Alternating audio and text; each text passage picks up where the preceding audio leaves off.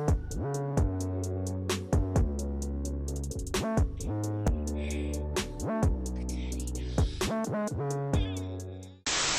and coming into the Hoeasis, you know, you can get all kinds of hoes. You can get Harry Hines hoes, you can get Rosedale hoes, you can get Fort Worth hoes, you can get nasty hoes, you can get dirty hoes, you can get plain old hoes. It don't matter.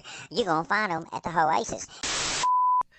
All right, you are listening to Coming to Conclusions, and I am Drea Bangs. And I am the Intimacy Strategist. All right, Miss Utopia is missing in action this week because she is, I think, going to a wedding is what she said. But who knows with her. So what have you been up to since I haven't seen you in like over a week? Nothing, just a little face riding, you know, the usual. Oh, face riding. So we do that now. That should be a part of everybody's everyday sex life. So how was your face ride? Well, it was really good until I got off.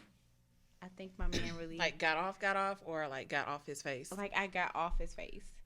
I just didn't want to get my orgasm on his face. I wanted it somewhere else this time. So, like, wait a minute. Like, so how did he feel about that? He didn't like it. Like, I mean, I wouldn't like it either if I'm trying to make you come and you don't want to come on my face. Maybe he wanted you to come on his face. Yeah, but that wasn't a come on his face type of night for me. So what type of night was that? I wanted to ride. It was like a riding night for me, but I didn't want to. But I didn't want to. Didn't want my orgasm on his face. I wanted my orgasm on his penis. Like I wanted to feel all of the deep penetration that comes along with it, you know? So. Everybody ain't able. Yeah, that's true. But that's, you know, having that at-home dick when you can just say, hey, just sit here. Let me ride your face, you know? Well, you sat on your throne, eh? Yeah, let me sit on that royal throne. See, I don't have one of those to sit on at the house. You know? I got to kind of travel for mine whenever I want some. So it's exclusive then? Not necessarily. That doesn't mean just because I travel for it, it's exclusive. I mean, it may be a little bit more fun since you're traveling for it. No, because what if I get there and it's just not a good session? Now I done wasted my time, my gas money, paid the babysitter, and it ain't good dick? Like,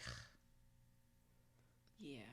Like last weekend, I was supposed to go out on a date. Stood me up the day of the date. How? Literally, I was talking to him for, 2-3 weeks. He had came up from Florida, seen me. Supposed to go down to Florida to see him. Set everything up. He knew everything I had to do that weekend. Text me usual, good morning. I text him back, good morning. Then it was time for me to go down there. I hit him up. My message doesn't say delivered. Doesn't say anything. Like, nothing. So I'm like, okay, you know, maybe his phone is off or whatever the case may be. So I waited a while. Text him, same thing. FaceTime him, doesn't go through. Have my homegirl. What the fuck did he do? Died, clearly. Died. Is that generation shit ghosting? Ghosting? That's when someone just disappears out of your life. So I had my homegirl call him. He answers the phone. She, you know, asks for somebody else. And he's like, oh, no, you got the wrong number. So clearly he blocked me. Oh, my goodness. Yeah. And then on top of that, like my homegirl who calls him, she was supposed to ride down to Florida with me because she had like her goddaughter and everything in Florida. So she was supposed to go see them while I'm getting dick. That was the game plan. Well, I mean, I love how you interjected the fact that she was going to do all that while you were going to get dick. So, I mean, she was supposed to be like my driver because my whole day was packed from like 6 o'clock that morning to like 8 o'clock that night. Yeah. So I was going to sleep in the car as she drove down. Well, because I decided not to go again because it made no sense for me to go get Dick because Dick wasn't answering. I can't believe Dick did that to you. I know. I just didn't go. So she legit told me, if you don't go to Florida today, then I'm going to block you and we're no longer friends. So you going to lose your friend and Dick? I lost friend and Dick. Like, it was a horrible weekend. I lost friend and Dick that weekend. I have not talked to her, have not talked to him. So here I am. Yeah. But I feel like I'm glad that it happened because this other guy that I'm talking to, who I'm supposed to go out with this weekend, I actually like him. Like, this dude makes me so, like, okay, literally... so what does he say? Okay, so he stays in North Carolina. Like I told you, nobody's local. That's that travel dick. Travel dick. Traveldick.com. Make a website. It's okay. But, I like him. We talk every day on the phone, FaceTime. Great. Literally, I have fucking masturbated every fucking day. Since I've been talking to, I just want to fuck this man so bad. That's what I'm saying. I mean, I ride face every day. You masturbate every day. It's not the same. I need a body. I would like a body. Give me a face. Give me some dick. So, yeah, that's kind of sort of what I've been up to. But maybe this shit is just new to me, this ghosting shit. But how the fuck you just block me all over? Well, it's not like we were following each other on social media or anything like that. Like I said, we've been talking. We were talking for about 3 weeks. I've already seen him, so it wasn't like it was a blind situation or it's our first time meeting. You think it was a catfish type shit? No, I've seen him in person. I don't get it. Like, he came up here, he's seen me. We FaceTime every single day, talked on the phone every single day, like, involved with each other every single day. And then I was supposed to go down there and straight ghosted, blocked, haven't heard from him. So I feel like there was something else going on, another situation that he had down there. But my thing was, you should have just been honest with me. Yeah, considering the fact that it wasn't that serious, yeah. So, he's also was young, so, that could have been. Oh, yeah. He's like 23. Yeah, little young dick. Little Tasmanian devil. Those are good, too. Yeah. Well, I don't know. I have everyday dick. I don't know. You got that love dick, in-house dick? I got that love dick, so, love dick is a little different at times. Mm-hmm. You do that holiday dick, paycheck dick. I don't want the paycheck dick. That sounds horrible. That sounds depressing. It's when them big checks come and the bonuses come, you do a little different. I mean, that's totally different. Like, you can give me some bonus dick, but paycheck dick? I don't think I want that. Bonus dick. It's about the same. Just depends. Depends on the profession. Some people only get paid every so often, But that living to paycheck to paycheck? Well, not necessarily the paycheck to paycheck, but when you're living with a man, they get paid. When they get paid, right? Mm-hmm. So most men, when you're living and you're in that type of relationship, that's when I get paid. Like an extra bonus for the week. So what does your bonus include? I don't think that's air proof. Okay. I don't know if that's air proof, but you got your regular weekly paycheck when your man treats you really nice, takes you out, whatever. Then when he gets a bonus, you get extra. A little extra to it, a little flipping, dipping, rubbing down, I'm not familiar. I ain't got that. You got travel dick. Got travel dick, yes. You got travel dick, but that should be fun all the time, though. We'll see. I mean, I have traveled very far for some dick. Like the farthest I think I've drove for some dick was 12 hours. That's a long ass way for some dick. Listen, but it was good. Long it was good. way. It was good. Yeah, I drove 12 hours for it. I literally was only around him for about 6 hours, and then hopped back in the car. And that's what I was about to say. How long do you sit there and enjoy? It depends on what all I have to do. Like, I'm very busy, so that situation, literally, I was around him for about 6 hours, and then I drove back. So was it all dick throughout the whole? No, we actually went out within the process. So we went out, had drinks, and then we fucked, and then I left and came back. But now that I think about it, most of the time that happens, I'm usually driving about 10 to 12 hours. But it's not like, it's not planned or anything like that. It's just like, hey, I'm here. Spontaneous. Yeah, so I'm like, come see me. And I'm like, where the fuck are you at? Oh, I'm in New Orleans. Okay, well, that's about 12 hours. You know what? Fuck it. I don't got shit to do. Let's go. And I'll drive 12 hours. And I mean, it makes sense, though. But it's fun. It's fun. You never know what's going to happen. In those situations, I'm never stood up, though. They come through. Like, if I'm driving 12 hours, so the more spontaneous dick is more available than the plan. Because it's fun. Like, I don't want to have to schedule sex with you. Like, I understand that I have to, given that we're not in the same city. Yeah. But I don't want to just be like, okay, we're going to go this weekend and all we're going to do is fuck because I haven't seen you all week. Like, I don't want to just meet up just to fuck you. Like, no. Like, let's go do other stuff and then fuck. Because you're going to get it. Like, if I drove 12 hours, I'm obviously going to fuck you. Not necessarily, though, right? I'm not driving 12 hours just to go out on Bourbon Street with you. I want to just cuddle. No. You can't cuddle by yourself. So I can't cuddle by myself, but goddamn it, I can grab a kid if I need to or something. Like, no, I'm not about to sit there. No, to cuddle. So let me ask you this: so with the 12-hour or 10-hour dick, is there a possibility that you would invest more into that? I have. I mean, my furthest long distance relationship was a guy that was in London.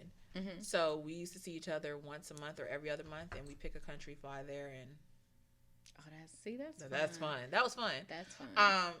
And that lasted for like a year and a half until I found out like he had a lot of other shit going on, like a whole girlfriend that I found out on his birthday trip. I planned us a birthday trip from London to Miami, Trinidad, Barbados, and then LA. That was the birthday trip. It's like 2 weeks long. Damn. So while we were in Miami, this chick kept calling his phone. And I've seen the chick before, and he was like, oh, that's my best friend. You know, we went to school together, this, that, and the third. The lies. Yeah, so I'm like, okay, whatever. Like, I'm not about to go through your phone. So we're laying in bed, and like I said, the chick kept calling, kept texting. He kept leaving out the room, doing dumb shit that you obviously... But why? But is that even necessary, considering the fact I only see you once a month anyway? Yeah, like, I mean, you should have just said that this is what it is, and I would have been cool with it. Yeah. So, me being the person that I am, I'm laying on him. I watch him put his password in his phone. He falls asleep. I'll go through his phone. I get her number out of his phone, and then I call her off of my phone. I step out the room and call her. So she was like, well, if you're with him right now, then call me in front of him. And I was like, shit, I could do you one better. I'll FaceTime you. So I'm in the hallway. I FaceTime her as I'm opening up the room door, and he's in the bed naked. FaceTime. Oh, my goodness. Me and her had a full-blown conversation. I kicked him out the room. He, went downstairs. He had no money because he didn't activate his bank card because he's from London, so he couldn't swipe anything because it would have come up as fraud. So he couldn't pay for another room because he couldn't get in contact with his bank. He just sat in the lobby. So after I finished talking to her, she told me everything, and I'm like, I done spent all this money for this birthday trip for him. Yeah. So I might as well enjoy it. Regardless of whatever he got going on, I'm still going to fuck. We can still drink. We can still have fun, even though it's a fucked up situation. Yeah. Because we're already here. Everything's already paid for. So I went downstairs. I was like, listen, you can go ahead and come back upstairs, get dressed. We're going to go drinking. We're going to go out. And we're going to have fun. And that's what we did. Yeah. So the next day, he's like, I can't go with you to Trinidad. I can't go with you to Barbados. She'll kill me if I go, this, that, and the third. I mean, she already knows. What more can you lose at this point? I don't know. So I was like, if you don't want to go, you ain't got to go. I went. I enjoyed myself. But, I mean, that was the longest long-distance relationship I've had. I mean, that's not like it was fun. It was. It had its moments. I can't believe it. But now I up a free trip, though. I would have played that off all the way. What? I'm trying to tell you, because if the roles was reversed, all the way. Let me tell you something. Ain't nobody would have called me that week. Like, nobody would have called me. My phone would work out of the country. Who you telling?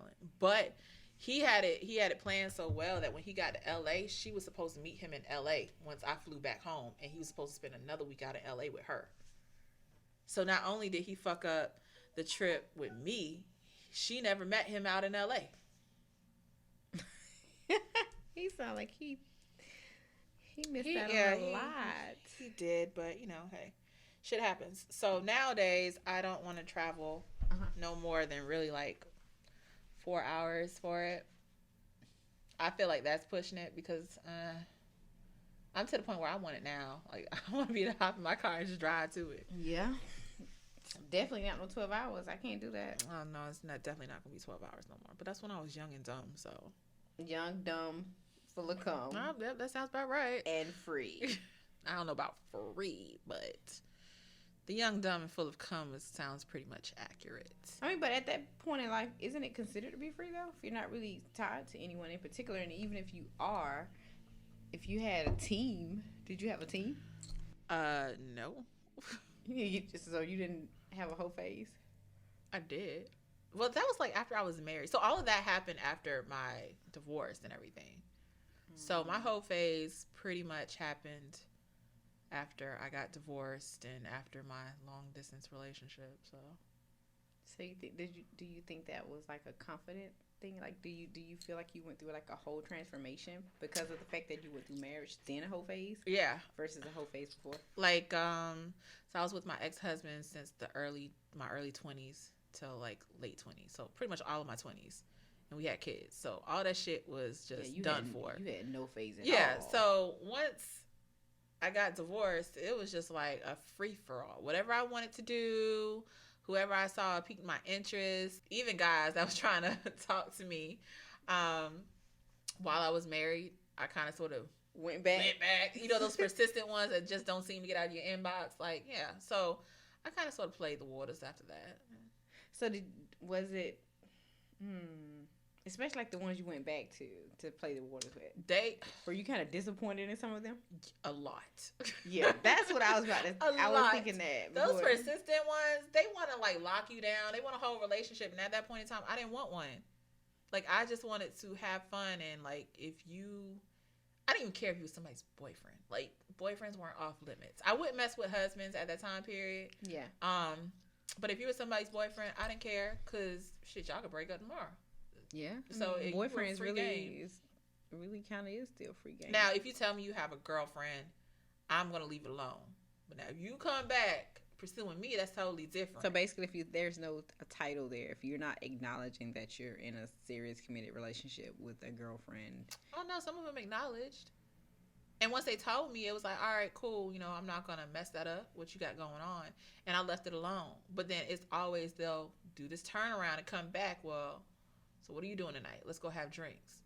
Well, clearly you don't care about your relationship. Yeah. Because I left put it back alone. in their hands Yeah. then. The ball is always in their court. So if they wanted to, you know, pursue something, then who am I to say no? Unless I just didn't want to do it.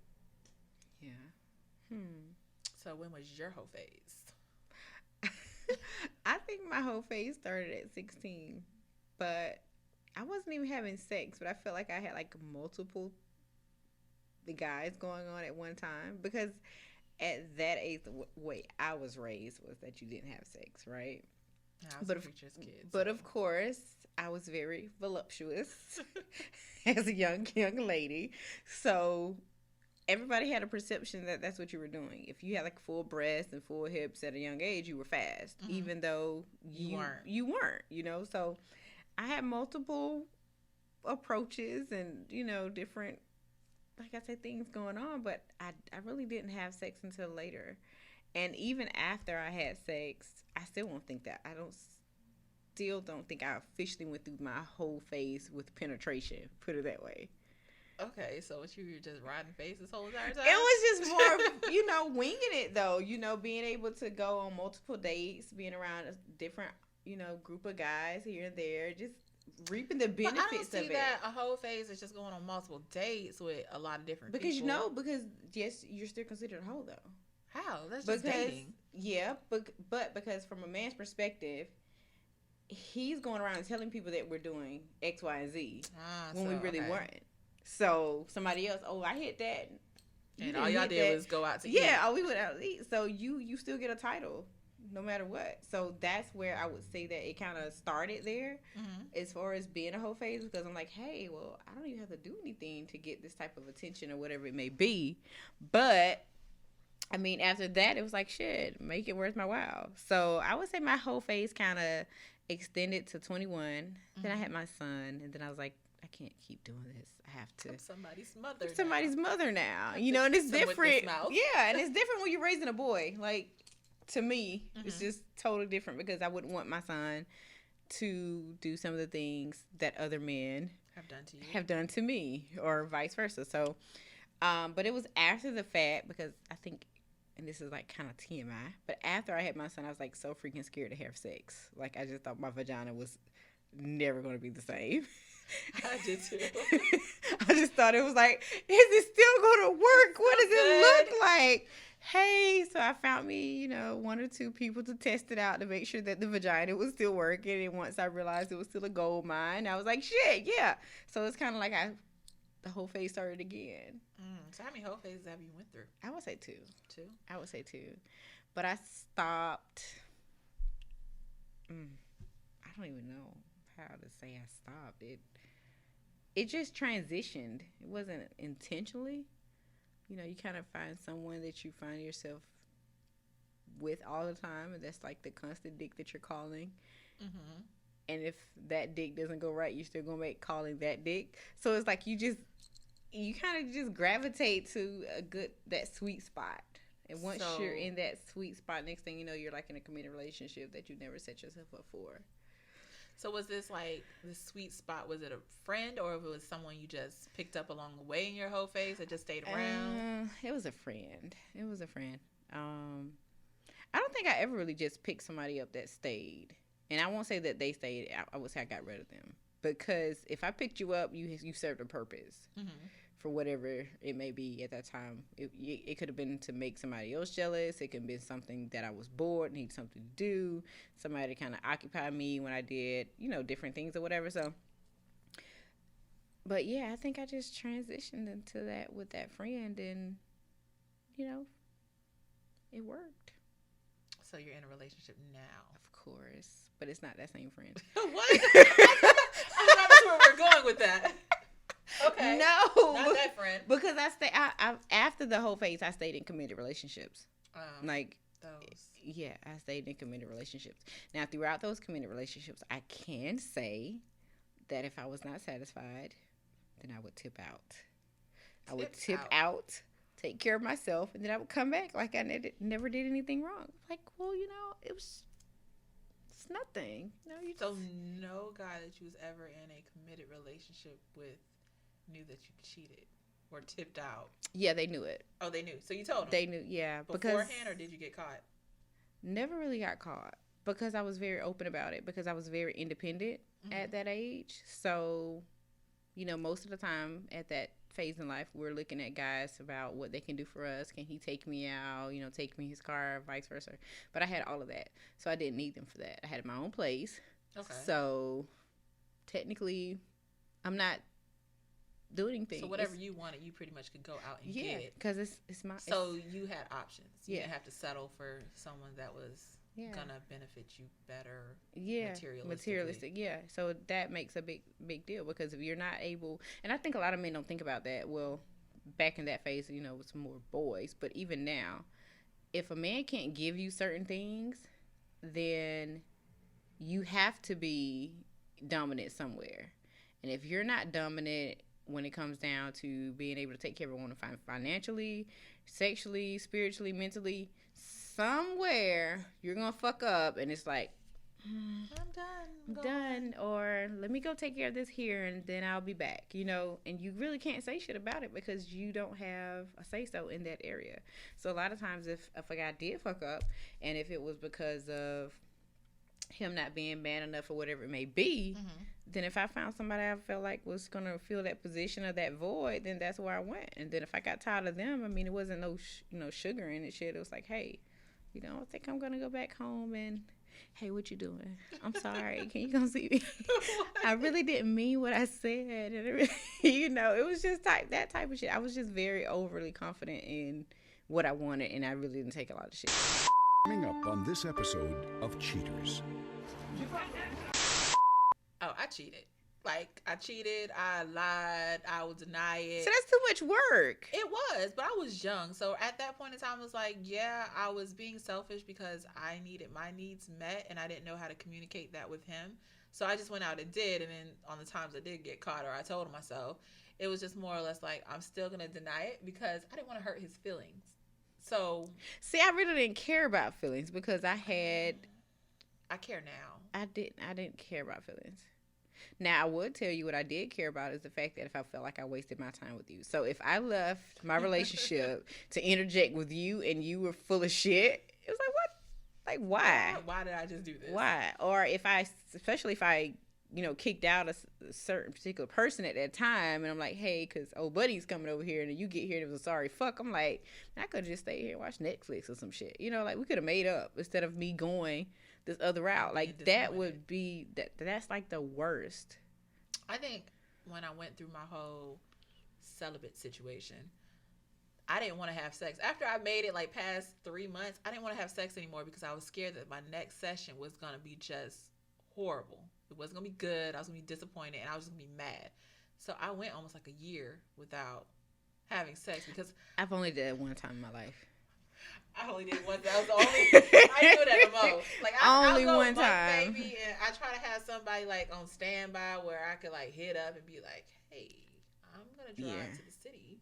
I need you to be here. I'll get the hotel room. Like I'll pay for everything if I have to. I don't mind paying either. If I know that you're good at what you do, I don't mind paying for everything because I don't want to be satisfied in it. So I'm just paying for your services. I would say after the celibacy, I did end up with the person that I'm with now, and we've been together now 10 years. So I won't say I could just say it was because of celibacy necessarily, but I will say that I guess, kind of having that mental break from being with unnecessary penis. Because, penis actually brings upon emotion, whether it's a good emotion or a bad emotion. Problems. Yeah. That's what it brings. So I think that little time to myself was like, what shall I do next? And so that's how I transitioned to what I got. And, I mean, it's been pretty good. Been pretty good penis, good relationship, consistent. And I think that's like the biggest thing is consistency in a relationship. But prior to that whole, kind of keeping it to myself, I can't say it was kind of driving me crazy. It wasn't driving me crazy. I was actually more productive. I got a lot of stuff done. I don't recall. I don't really recall. When I'm having sex, I cannot get anything done because that's all I'm thinking about. I'm thinking about the last time, what the next time I'm going to be like. I don't like to get out of bed. I would say that. What? I don't like to get out of bed. Why you don't like to get out of bed? Because, like, after good sex, I just want to sleep and cuddle. I'd be energetic. I want to go do something.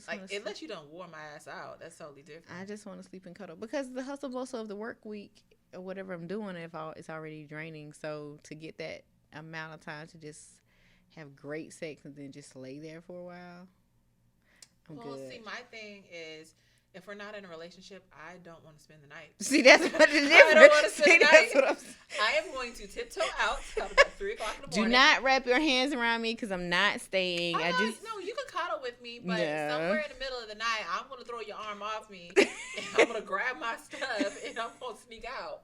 That's just what I do. Unless I feel comfortable with you, and, like, we've been kicking it, like, in the middle of the day, and we do other stuff, then, if I got a hotel room and I done drove 4 hours, probably 2 to 1, I won't spend the night. And you can spend the night, too. I don't care. But if you're, nearby where I can just hop in my car and go back home before the daylight hits, then I'm cool with that. So do you prefer going to them or them coming to you if you had a choice? I prefer going to them. So that's because I can control the situation. I can leave when I want to leave. Yeah. Because if they come to me, then I got to be like, okay, you got to go. And I don't want to be mean like that and say, you got to go. And I don't want to just kick them out, but I don't want to overstay their welcome. So I'd rather just, because I can always use my kids as an excuse. I would always say the biggest turnoff with situations like that when guys would bring stuff and try to intentionally leave it at my house. Like, you want to bring your toothbrush, you want to bring extra clothes, and then you want to, I forgot this. Nah, shit. That shit, throw it out, dude. First of all, we're going to a hotel.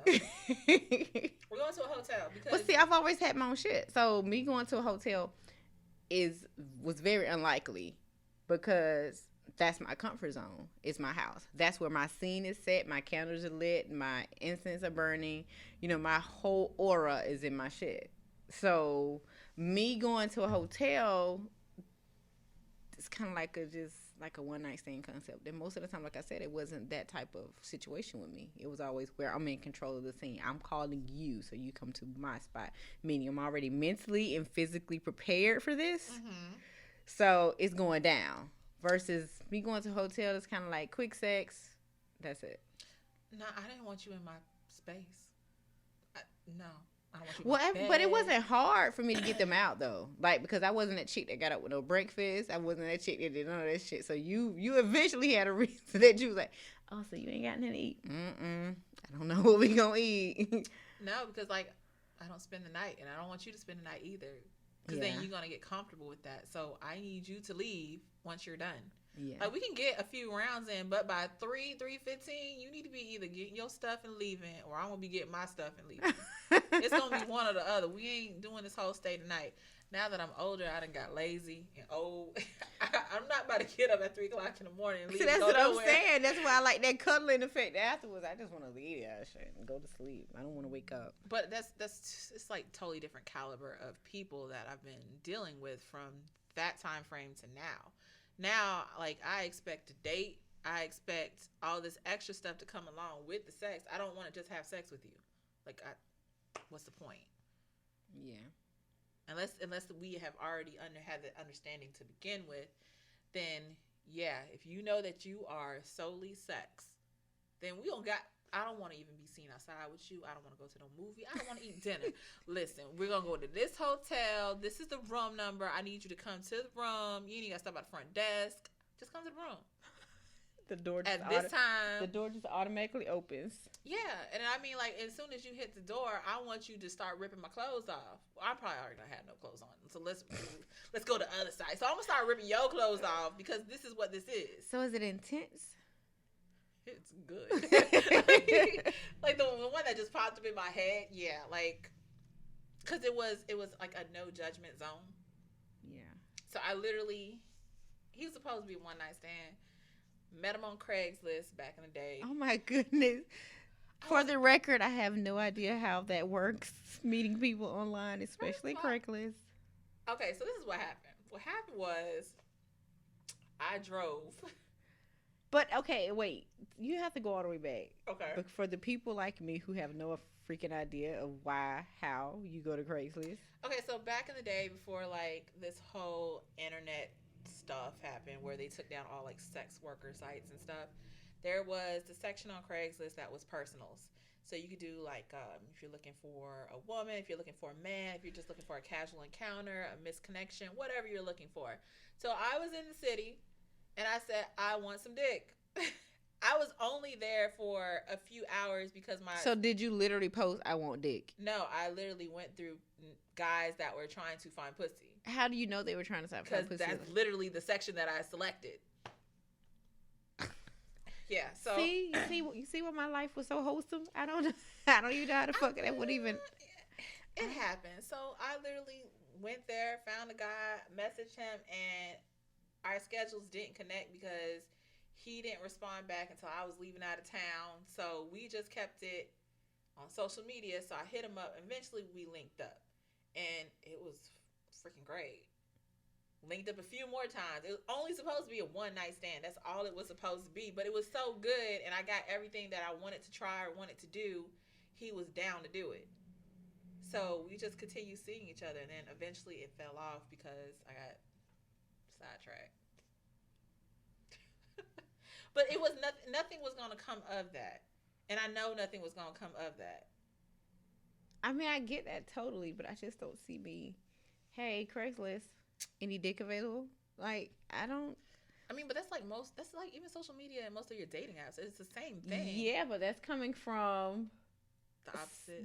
Yeah, it's coming from someone who's never even had to experience that, though. That's what I'm saying. Like, most of the people in my past have been people that, of course, there are a couple of people that I didn't know prior, but most of the time it was based upon some way that we connected was how we got involved. It wasn't from somebody that I picked up off of an app. Like, you get what I'm saying? So a lot of times I would say mine were not necessarily so emotionally attached, but there was some type of attachment there versus Craigslist. I mean, there was no attachment. We had like prior conversations, so I knew a little bit about him, but I didn't know a lot.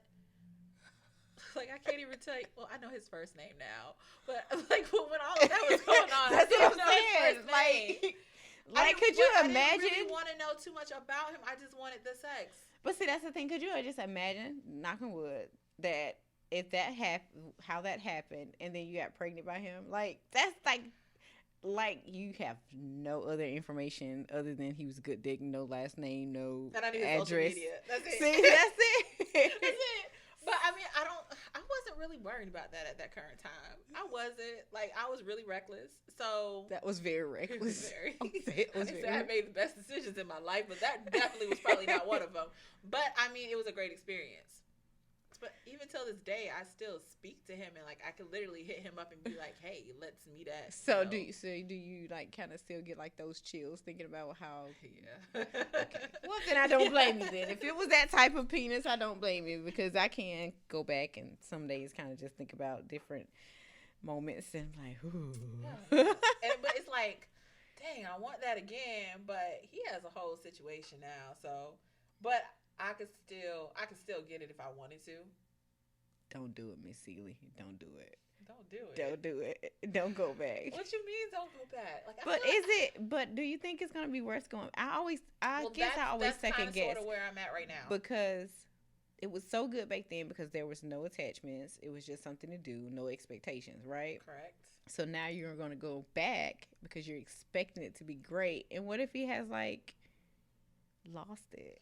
Well, see, I feel like he has relationship dick now because he's in somewhat of a relationship. See what I'm saying? So I feel like if me and him were to get together, I'm not gonna get what I got the first time, which is kind of sort of why I have not went back. Because it's gonna be like routine. But then he could give you the best night of his life could. because it's some new. It could. Like, I don't know. It's a 50-50 chance, and I don't know if I want to take. I do want to take it, but I don't want to take it. So I don't know. You don't want to, yeah. It'll be one of those situations where I'm just in the city and I link with him. It's not going to be something planned. So is it that type of dick that all it takes is like a kiss on the back of your neck type dick and it's like going down, or is it like, what? He ain't got to kiss back my neck. He literally could just say, "Take your clothes off," and it's there. Oh my goodness! Like, it's just one of those. But the chemistry was really good between us for us to have not known hardly anything about each other. Oh, well, that's interesting. Yeah, that is interesting. So yeah, that's kind of sort of, if I do it again, it wouldn't be something planned. It'll just be in the moment type situation. I'm not about to. No, I can't see myself doing that currently. Yeah, I don't think I could do that either. I will overthink it. I think I would I'm in that point where I will overthink penis. Well, I mean, even with that situation, when we initially started, I was too much in my head, but he got me out of my head. Oh, like I was overthinking it and kind of sort of second guessing and not fully comfortable. But like once we started, it was just like, he's like, whatever you want to do, you tell me, we're gonna do it. And that's what we did. Whatever the hell I wanted to do, we did. So it was, and he didn't look at me a different type of way like the next morning, because I actually did spend the night that night. So it wasn't like he judged me or he treated me differently or anything like that. Because you must have went all the way. Like that broke my celibate moment. So that's a year. So do you find yourself doing different things with guys like that? Like you find yourself kind of fulfilling your fantasies with those type of guys versus with someone else? Because I know sometimes as women we limit ourselves with our fantasies and expectations and all these different things with the guys we really love, because sometimes we're not just ready for them to see the 100% total freak in us. Yeah. So with that situation, yes. I was more free and didn't really care of the thoughts afterwards. Because in my head, like, if I don't want to sleep with you ever again, I didn't even got to speak to you. So you like on shower rods? Was that the phase in life when people were on the shower rods? Yes, but that was pretty much all over the damn hotel room. Yeah. Moving the tables from the balcony? No balcony. Should have got a balcony. Now that you said that. Should have got a balcony. Should have got a balcony. I just feel like but it was cold. It was when you months. are in situations like that, that is the way to kind of go when you really should go all the way out and really find yourself. Because, like I said, sometimes when you are in that everyday household type dick, like you're going to give your mate like the best 5-10 minutes of their life. But you may not really bring out that real stone cold like erotic part of you, or that part that you've kind of been fantasizing, because there is kind of a little more judgment, I think, because you know next morning you're waking up, well, who the fuck was I sleeping with last night? Where did that come from? All of a sudden you want to blow here and lick there. Well, hey, like so. But I mean, even with me being married, you try a lot of stuff with your husband. Yeah. So once we got divorced, it was like, okay, I didn't try pretty much a lot of stuff. So now these people that I'm having sex with, it's boring because that was boring in my marriage. So I need like something way up here, but I can't do something way up here with a dude that is like trying to, I'm not going to even say court because dudes don't court no more, but with someone who wants something with me, because you're going to look at me like, what the hell? Yeah, because some guys can't really take that. Yeah, or you must have been like this when you were younger because now you're doing this. See, that's what I'm saying. We as women, we get stereotyped so many ways on us just really expressing ourselves with our sexuality, because men want you to be that freak, that hoe, whatever it may be. But when you really start breaking it down, because we see sex on so many different levels, then that's where it is. It's kind of like that judgment, like where did you learn that from, or why would you think about that, or why you want to touch this, or why you want to be touched there, and it's just like the craziest thoughts that really go into having that type of there's sex. been times where a dude would do something to me, and I'd be like, what female let you do that to her? Like, some of those. So I could only imagine some of the stuff that I wanted to do to guys. It was just like, what? So, yeah. I mean, it goes hand in hand. Now I don't really care. It's more or less like, listen, this is what it is. This is what you're going to get. And if this you is can't what I like. Then yeah. You need to let me know now. I'm not going to whip out all my tricks the first session. Exactly. Like, you probably will get a basic C, maybe a B fuck. That's what you're going to get from me. You ain't gonna get. But I wouldn't even say that even with married sex, like you can't whip out everything, because you're trying to have the longevity and keep the spice. So like if you just go right on in like your honeymoon night with all these fucking tricks and shit, you're gonna be expecting tricks every night. Every night. Yeah, or we're not a month later, he's like, Mm-hmm. "Oh, so you're not gonna do that tonight?" No, that was just a special occasion. Like I think you really do have to kind of ration out those special different tricks and shit, because too much at one time, I don't think is really good for them. Yeah, because they got everything now. There's nothing to look forward to.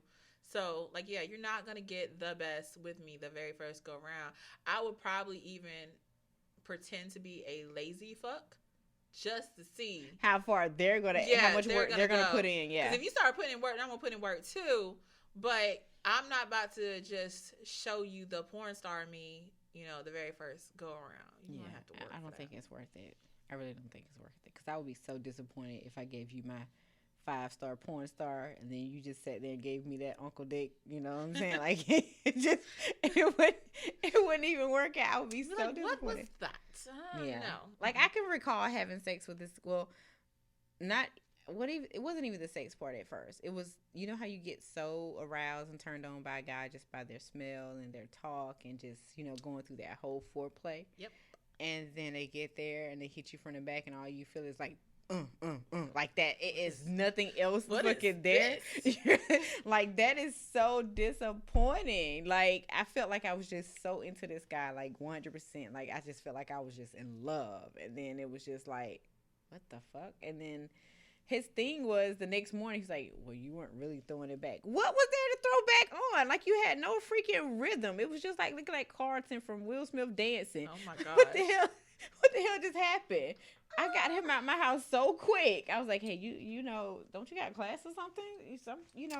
I mean, my only situation that was kind of sort of similar to that was this white guy that I slept with. But it was expected because he's a white guy. Yeah, so it was just like, sorry, guys. Yeah, sorry, white guys. It's just okay, well, that's that. Sorry, me and white penis. I just can't yet. I don't think I'll ever get there. I've tried different nationalities, different colors, all that other good stuff. Pink on pink. Pink on pink. Pink on pink. It can work. I don't know. That's my only time I was like very disappointed, but it was expected. It's been some other times I've been disappointed. Well, let me ask you this. Okay, not necessarily. Was it necessarily because he was white, or what type of white guy was he? Because just like African American men, there are different type of African American men. No, this is just like a regular old white boy, like. So he was a white boy, and not a white man. Okay, he was a man, but you get what I'm saying. But he still had. So he was a boy in the bedroom. Yes. So he was not mature. No. He didn't have the rolling of the hips. No. No girth. No. No nothing. No. Nowhere. Nothing. You didn't feel like a goddess or anything. No. Like no. Not at all. I was disappointed. Was he lanky? Not really. Yeah, that's what I'm trying to look. Obviously, y'all, I'm trying to figure out what made her even do this in the first place. Because there are a lot of attractive white I was men. Drunk. I'm gonna go with that excuse. I was drunk. I met him at a strip club. See, that's the worst. That is like the worst. I can recall meeting a guy in the club, and I just thought he was like the sexiest man in the club. I can remember just bouncing around, leaving my cousin, like, hey, I'm gone, deuces, about to go do this thing, and got to the hotel, and he was like doing different things, and I'm like, what are you doing? And like, then I woke up. You know how after the fact that you're drunk, you like, how the hell did I get here? Now, he was attractive. He was very attractive. He was attractive, but he wasn't as attractive after the fact. Oh. He was not. He was not attractive after the fact, and he kept trying to make me like ride him. It was just like stuff that he was trying to do that you would see that you would do with somebody that you're committed to. You know what I'm saying? Like, it's like he wanted to have more affection in it and want like kiss and I was like, what the hell are you doing? Stop touching me and rubbing me there and just do what we do and like, let's go on about our business. And then even after we stopped, with the first session, he wanted to come back again. And I'm like, I'm ready to go home. Can you just take me home? Why did I even do this? Mine wasn't that bad. And he was not even white, he was black. That's what I'm saying. So it's a different type of guy, though. No, this is like combat military white. And it was disappointing. I could just see me having sex with Rambo. I thought the same thing, but I didn't get that. I was so deceived. I was straight flim-flammed into that. But I mean, it's kind of sort of expected. Heavy kneeling at the flag. Yeah, it did not work how I thought it was. But I've had black guys that's been disappointing too. Yeah, that's what I'm saying. But it's kind of like some things you can kind of expect by looking at certain people, and some people you that don't. guy I expect. A lot of the black guys that I slept with that were disappointing, I didn't really expect. There's a few of them I didn't really expect. It was just, I was there, the moment was already happening, and it was just like, well, might as well go ahead and go through with it. But I never went back. Because, like, even in my whole phase, I enjoyed getting to know you and then fucking you and then ghosting you. So I feel like why I get ghosted now is my karma for ghosting people back in the day. But that was my thing. Like, once I slept with you, I had no other need for you. I was good. But ghosting back then was different than ghosting now, because ghosting back then really only involved a cell phone. You know what I'm saying? Ghosting now is social media, so it's kind of hard to be avoiding a person's phone call, but then you're all over Instagram and Facebook or whatever it may be, and they're like, obviously you're okay, so. Clearly. I mean, yeah, that's totally different. That just means you're just being ignored. And then people have the ability now to kind of blast you on whatever it is, especially when they get in their feelings. Because I've seen a lot of people who are in relationships or whatever it may be, and it may not have gone right. And so, all of your business is all on Facebook. So I don't like to follow the guy that I'm talking to or dating on social media. I don't want you to follow me. I definitely don't want you to follow me. But you are aware of their activities on their pages, but you're not officially following each other. That's what you're saying. If we're in a relationship, I don't want to follow you. I will not follow you. I won't even look at your page. Like, I'm going to block you. Because I don't want you to read something that I post and you feel like it was a subliminal to you. Okay. So I just feel like it's best just you not follow me, I not follow you, and we just communicate like adults. And you tell me what's on your mind. Is that only for someone that you're just involved with, or is that for even a committed relationship? Like when you and your husband? With you, if we have the understanding that you're just sex, I don't care. I'm probably gonna comment on your post. I'm probably gonna follow some female. So you're probably gonna just do shit to be messy. No, I don't. Never messy. Never messy. But no, I mean, I'm gonna interact with you on social media. That's just me. But like even the Craigslist guy, right? Yeah. We follow each other on social media. He'll comment. He'll like pictures. I like his pictures of his girlfriend and him. Like, I don't care. It's just congratulations type situation. I'm not messy with it. I'm not gonna blast you. I'm not gonna leave heart eye emojis under your photos. I'm not gonna do none of that. Like, it's just, hey, okay, this is what he's doing, cool, and then I move on about my day. So how do you feel about social media in relationships, in serious relationships? Like, I see some couples who they share like a Facebook page. That's because somebody cheated. I always think, like, who cheated? Yeah, like, I feel like so what is your social, not cutting you off, but what, like, in that type of setting, what does your social media represent? If you have to share a Facebook page, unless y'all are doing some type of YouTubing, blogging together, that's my only way that I see that y'all will have a joint page like that. But just for you to be a normal couple and a joint page, I just feel like one of y'all cheated and y'all have no trust in y'all relationship. Yeah, it has to be some type of insecurity somewhere, because to me, like, my social media, for instance, it started off predominantly just, family posts. Of course, we all go through that phase where we're kind of reaching out to people we went to school with or old social acquaintance. Then it kind of transitioned to more business, social and networking, right? Mm-hmm. So it's no reason for my mate to look at to have a reason to even look at my social media page as a reason to, talk to old flings or attract, outside unwanted attention or whatever, right? Pretty much. So he doesn't have a social media. It never comes up where what is on her social media page or whatever, right? Mm-hmm.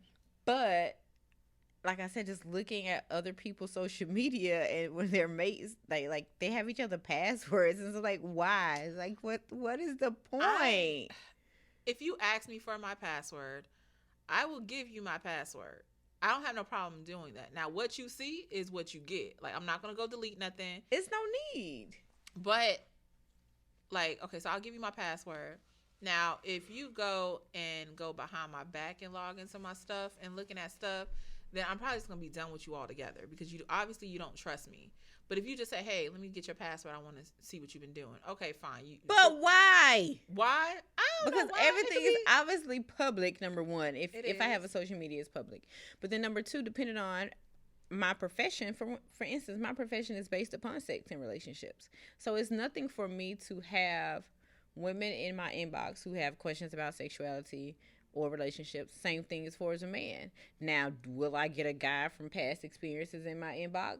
Yes, but that does not mean that my intentions are, and I'll never respond back in a sexual, manner to lead anybody on.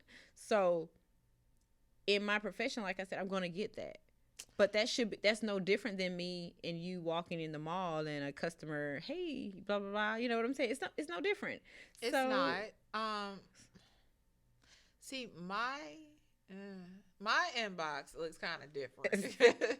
Obviously different. So I might get dick pics. I get a lot of those. I'll get videos of them jacking off. Well, see, if I got a dick pic or someone jacking off, I'm going to say it was for research purposes only, I'm not.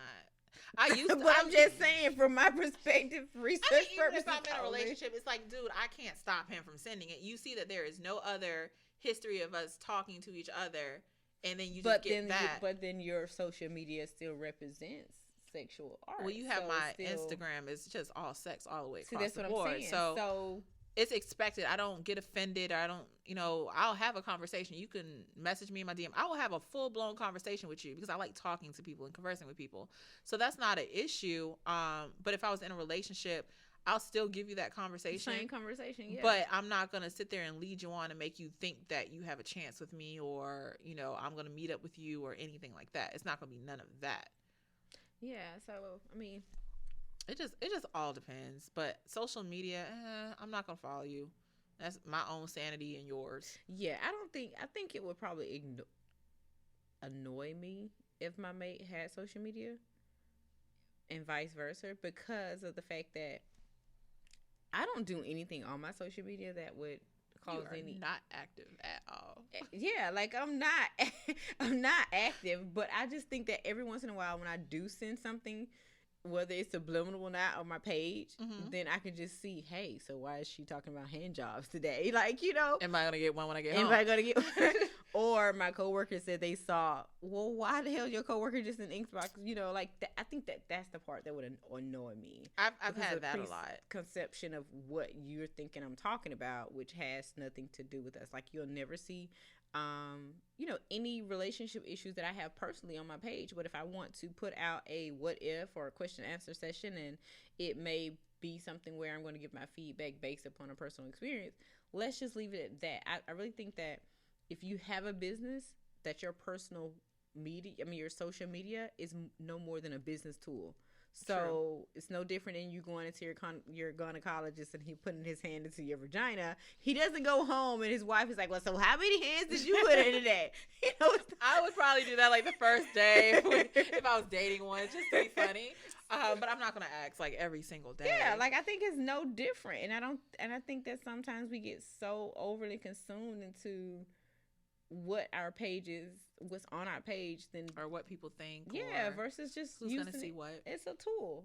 It's a tool. It's a marketing tool. Social media is for marketing. Now, if you want to use it for dating, obviously like Craigslist, then that's on a whole different. Hey, I met a lot of people off of social media. So you networking. But we're all cool though. Like, yes, we might have slept around back in the day, but we're still cool. But now we know they're going to market this podcast. Yeah, like pretty much the ones that I did send like the pilot episode out to were guys I previously slept with, and they gave me their feedback, but we have that relationship now. Yeah, we slept together, and we're probably never going to sleep together again. So, were you talking about me on this podcast? That is the question. Was I a nub, a penis, or a dick? I had that. I had a few people ask me that. I was honest with them. So I didn't send it or market it to anyone that I've had sex with. And I guarantee you, if it was anybody that was before my Hoeasis phase, they would probably be very. I don't think I would name the episode Hoeasis. Hoeasis. They would probably be looking at it, differently. Like looking at the fact that, hey, this is the same person that wouldn't have sex with me, or this is the person that, she was so this when I met her, and now look at her now. So it's going to be kind of awkward when people kind of listen to it. Most of mine's, I'm the same way how I'm on here as I am in person as my Instagram. So they've already experienced it, and they've been around, and they know that I'm the same person. If you have not seen her Instagram, I highly suggest I'll plug it at the end. But they know that I'm with the shits, so they're cool with it. They don't have a problem with it. But yeah, some of them ask us, so what am I? Or are you going to talk about me? Like Craigslist? Yes. Obviously. So he already knew it was coming, but I'm never going to sit there and say his name or anything privacy. Like that. Your secrets are safe with me, guys. Usually you'll have a nickname. I do give nicknames to my flings, or what I call is my lineup. So as I'm dating, I have a weekly lineup, and it's literally how I rate the guys that I'm talking to for that week in an order. See, I couldn't even go through that right now with having a lineup, because if I did, I think I would give all of them a real job. Like, it wouldn't be like, how your lineup is. Like, hey, this is what you're good for. Oh, so what you need to pay this bill? Yeah, I'm like, hey, so I need this bill paid, and hey, can you go walk the dogs, and can you do this? Like, it would really, they wouldn't like me now.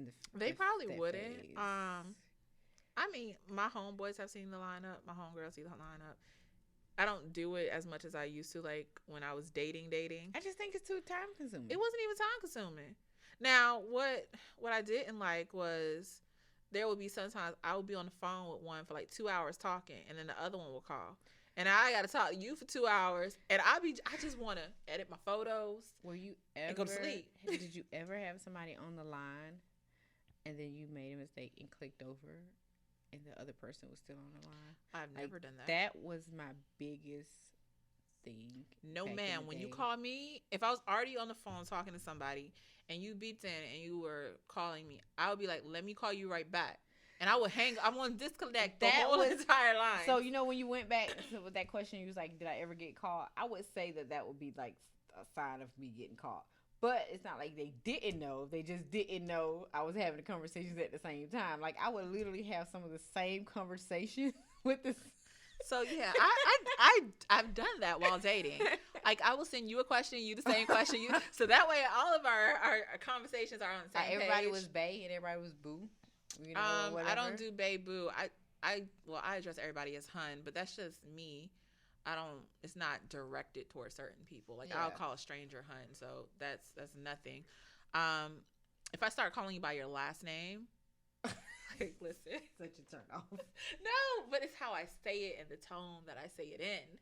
So it's very sexy and seductive. So can we have an example, please? We cannot. Because I was about to say the guy that I'm talking to last name, so we're not going to do that. So yeah, but I will like call you by your last name or something like that. But that's just me showing more interest in you. In a sense, rather than giving you the typical bae boo, because like I hate when dudes call me like bae, like, and we only been texting for like 2 days. Like, that's not. Kinda, I don't even want to talk. You know, more to be totally honest with you. That's kind of lame. So I'm pretty sure you copy and pasting at this point in time. So yeah, like even the good mornings, those are cool, but I prefer you not in a sense because it's just like you're not really genuine about it. Lame kind of. I get what you're saying. Yeah, like I understand that you're gonna do it, but at the same time, like, are you gonna constantly do it all the time? If you're not gonna constantly do it all the time, is it gonna have something behind it? And he calls. Yeah. But if you're gonna constantly do it all the time, then that's fine. That's just your thing. But if it's not your thing and you're gonna eventually stop, I'm gonna be But you can tell the difference in the good mornings though. Like if it's just a good morning babe, like that's no. Do not GM me. If you cannot take your time out and text out good morning to me, then don't even say it to me. Like that annoys me. I won't text you back. You become a red X in my phone. Because of GM? Because that's lazy. Good morning. Lazy. GM. Lazy. You could have kept your good morning to yourself. That could have been good mouth. Nah, it ain't no good mouth because you ain't got it. You ain't got it, I ain't get it. So, no, there ain't no good mouth. Good mouth. No, ma'am. No, you can keep it. Like, don't be lazy when you're texting me. I guess I was a total opposite, though. I like the morning texts. But most of my texts had something either humorous behind it or something spiritual. It wasn't just like a good morning. So, it really kind of set the tone of my day.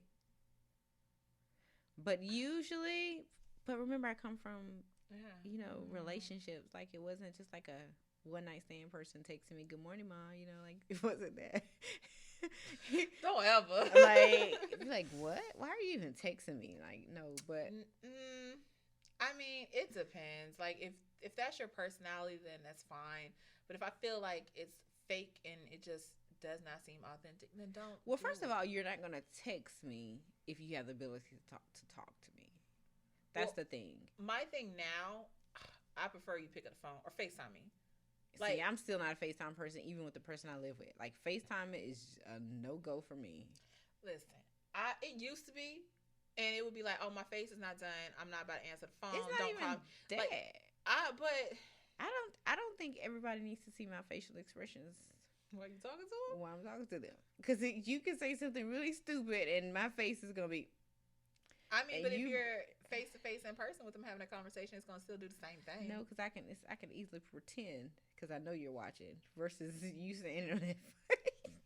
I cannot with you. No, but yeah, I think I was more into a person calling me because then at least I can kind of get the tone. But you just texting me generic text in the morning, just because. When you could have obviously called me. Now, if I'm at work at 5 o'clock in the morning, you have to go to work at 7, then you text me because you're just getting up and we're like on a different time frame. Mm-hmm. Totally different. Or if you text me early in the morning before you go to work because you know I'm asleep. Totally different. But if we're both up, then why are you texting me? I don't want to talk to you while I'm getting dressed for work. But that's what I'm saying. I'm talking about in the situation where we're both available. We're both okay. Yeah, available. if we're both available, that's fine. I prefer you call or FaceTime. Because you can even text me or call. I mean, you can even call me before work. Like if we're both getting dressed, hey mom, just call and check on you, see how your morning's going so far. Hey, you want some breakfast? Like something. But don't just text me because 9 times you could call me if you offer me food. That's what I'm saying. That's because fine. 9 times out of 10, I don't want to talk to you early in the morning. I need something. I either need morning sex or I need breakfast. So you come with a need. I come with something in that. So that's why I say, see what I need. I may need something. If you're that available for me, then I need you to be there. I don't need you just to text me. That's not good enough. No. No. I don't want to talk to you while I'm getting dressed. You can send a text message. I do because I want you to know I'm getting dressed. I'll send you a picture. I don't want to because you. then I may need something. See, there you go, giving that need. See, some need in that. Now, I mean, like, I do have friends that'll, like, text me while I'm at work and be like, hey, you want to get lunch? Are you hungry? Do you need anything? So those are different. Those are fine. Those are great. I don't always just say yeah, but, it's kind of sort of like a mental note. So whenever I'm hungry and I can't get out for the day, I'm going to call. But that person was being available. They were offering services. They were taking care of you in some type of reciprocal manner. But those aren't the people that don't want to take care of me. So you have see. I want to be taken care of by one person and one person only. I don't want to have to go search out for multiple people. Well, it's not even that you're searching, but I mean, if you're gonna be in my circle, be a benefit. Shit, well, that's too. But no. Hey, I was thinking I'll gonna call take you your breakfast this morning, or hey, I was thinking we could I want to hear the tone in that because your text can be just the fact that you're saying that shit, and then you ain't got no money in your pocket. It just sounded good. That's the case a lot of times. See, that's what I'm saying. Don't just be like, hey, mom, I was just checking to see if you need something. No, don't text me that because on that phone, I can hear that tone if you really got what you're saying that you're offering. There's a big difference. That's why I would rather hear. I can see that. Voice. Okay, I can see that. Yeah, because some people I have met and been with guys that are just. You see them. I mean, they're dressed to the T. They have their chains. They're looking good. They smelling good. And Ma, I can do this for you, Ma. Da, da, da.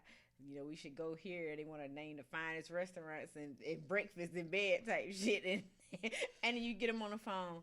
Nah, man, I had some plans for the day. I ain't gonna be able to make it. Oh, well, that's not what your message was just indicating. Your message was just indicating like you're gonna free. Yeah, you're free and you're gonna wine and dine me and do all these different things. But I get you on the phone and I don't think I'm gonna be able to make that day. Nah, see, no. Or you only got $40 in your pocket. Like, what the hell is we gonna do with that? $40 is not gonna do much. No. I don't really eat like that anyways. So I eat. Oh, see, you eat. I eat. I'll go out to eat like if I'm hungry, but it's not just don't just say, hey, let's go out to eat. But it's not necessarily. I won't even say it's necessarily the food. Maybe I sound like the fat girl in this part of the podcast, but it's not necessarily. I'm the one that sounds like I'm starving myself over here. It's not necessarily the food, but it's just the different things that you're offering for me that you're offering to do. That we're offering to be with each other for the rest of the day, because like I said, a lot of people do things to just impress you. So those texts look very, very, inviting because they know 9 times out of 10, if they text you that at 7, 8 o'clock in the morning, you're going to deny the offer. That's true. Versus if they were on the phone, you're like, yeah, let me get dressed. You hear that delay in their response. They're like, so can we wait about 10 o'clock? I gotta go make some money real quick.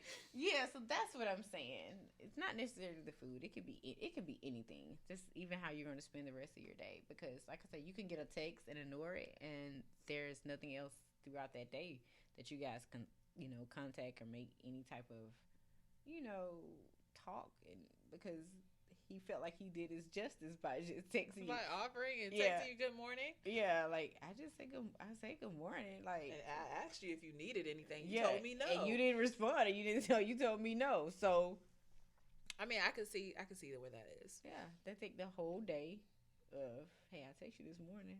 You knew I had to work. You knew that. Like, listen, my schedule. This is what I work. Yeah. It doesn't change. But if you wanted me, you would have texted me back, but you didn't. I get that a lot. Yeah. I get that a lot. I'm horrible because I do so much. So I'll read the message and I just forget to respond. But I'll also don't expect anybody to do anything for me, and I'm not about to ask you to do anything for me either. Sorry, I think that's just that being spoiled in that committed relationship type things. Like some things just kind of come. It's almost like a handbook that's there, but it's not there. Like kind of unspoken rules. See, I don't know how to deal with a guy actually trying to spoil me because I feel like I owe him it back. It just doesn't feel comfortable. Yes, you do. You do owe it back. I feel like anything that's given in a relationship or received, that you should be able to give the exact same thing, because 9 times out of 10 people are showing you what they really want. Okay, I can go for that. So, because I will never ask anyone to do something for me that I won't do for myself. So if my mate does suggest that we go to breakfast or whatever, then it's nothing for me to cook breakfast sometimes that week. You know what I'm saying? Like, you sure it's gonna be that week? I'm gonna try. You didn't look too confident when you said. That's why I had to ask. I'm gonna try, but that's the part that I think that those expectations are kind of there. Like I can remember before me and my sweetie actually moved in together and we were dating distance, and like we had this whole in-depth conversation. Don't ask me why, about breakfast, because like his mom was the type that got up and like cook breakfast every morning, you know, whatever, and different stuff like that. And I was like, hey, I don't do breakfast, because I always worked a morning job. So I'm always up like 5 o'clock in the morning. Who's going to get up and cook breakfast? That's not my lifestyle, you know? So, and then I would notice that when we were out together, you know, on the weekends or whatever, he didn't want breakfast, you know, like it was never a thing. But then when we got into the house together, it was like, hey, you want to cook breakfast? No, I don't cook breakfast. Like, you knew this. But now my tradition was, because of how I was raised, Sunday mornings I did breakfast, because we always ate Sunday morning breakfast before we went to church, blase, right? Yeah. So I noticed that when I got up on Sunday mornings to cook breakfast, I'm not hungry. What? Now we just had a whole, like, I never could figure out when he wanted breakfast. So it kind of became an issue. But it wasn't an issue. You know, it was the mere fact of kind of being able to try to reciprocate that consistency on the weekends. Like, because we did other stuff that considered a breakfast, you know, like Saturday morning, Sunday mornings. It's like the breakfast. Yeah. So then my thing was like, okay, well, I can get up and cook breakfast. But then it would be like, no, I don't want a breakfast. But then next week, it'd be like, I want breakfast. You didn't cook breakfast. So things like that. I really, because don't ask me. Don't ask me. If I want to cook breakfast, I would get up and cook you breakfast. But don't ask me. Yeah, I'm kind of like that with certain things. Don't ask me either. Like, because you're more than capable to Isn't get up. Isn't it like the worst when it's certain things about sex that they ask you to do? Yeah, and it's like, something you don't if I wanted to do that, I would have done it. Or they ask you to do something, and then you're like, why do you keep asking me that? I don't want to do Don't keep asking me that. Like, I had a guy, he wanted me to call him daddy, and I am not the female to call you daddy. But you probably could have rolled daddy off your tongue if he never asked you to, though, right? Because if it's really good, you can say daddy. I can't. Daddy. I cannot, because I call my dad daddy. Like, I cannot do it. Like, I'll be 32 next month, and I still call my dad daddy. Like, that's daddy. I am not going to call him. So is the difference between dad, and daddy? I've always called my daddy daddy. Like, I cannot, no, if we're fucking, I cannot call you daddy. You're my daddy. Yeah, that's not going to happen. Nope. I just think that is annoying when don't tell me what to say. Yeah, don't tell me what to say. Definitely don't tell me what to say. Don't keep asking me about a position or something that you want to do. Why don't you do this? Don't do that. Like, so okay, but is he asking because you never do it and he wants to try it, so he's trying to communicate that with you? Or is he asking because you've already done it and he just wants to go back to that type of position? It depends. Because you always sit there and say, you need to tell them what you want in the bedroom. So is he like asking because he's trying to tell you what he wants? Well, this is the thing. Like, I really haven't seriously had this issue, audience. But I'm just saying in conjunction to that, like, you know how some guys would be like, hey, you gonna let me, do that? Mm-hmm. And, like how that may be something like you just not for, like anal, for instance, or maybe oral down your throat, or maybe, gushing over your face, like certain things that you may not just. So is it because you're uncomfortable? Maybe it's not the fact that even the person is uncomfortable. It's just that the fact of how you're asking them. Oh, so there's no etiquette in the ask. Yeah. You gonna let me just bust on your face? No. Yeah, I would have gave a no for that one too. And then like maybe the next time, so you ain't gonna let me bust on your face? No. And the third time, be like, yes, I just want you to nut on my face. Yeah, because you didn't ask. Like, so that's what I'm saying. It's not even necessarily what it is. It's how they ask, why they keep asking, and if it's something that you're really ready to even to do, and it could have been something that you did before, but just let it happen. Not something that you just keep. Like most women with anal, for instance, most women want to explore anal sex. They do. Mm-hmm. But they have seen such a negative, rearing and, being taught not to have anal sex, right? Mm-hmm. So then you end up getting with a guy who he's already experienced anal with someone else, mm-hmm. or he's just so into it because he's seen it on porn, and now you're stuck with, hey, you gonna let me do that? Hey, you gonna let me try that tonight? Hey, you gonna let me put that right there? Like, that is what I'm saying. Because you already mentally don't want to do it. But then there may be not you, not her, okay?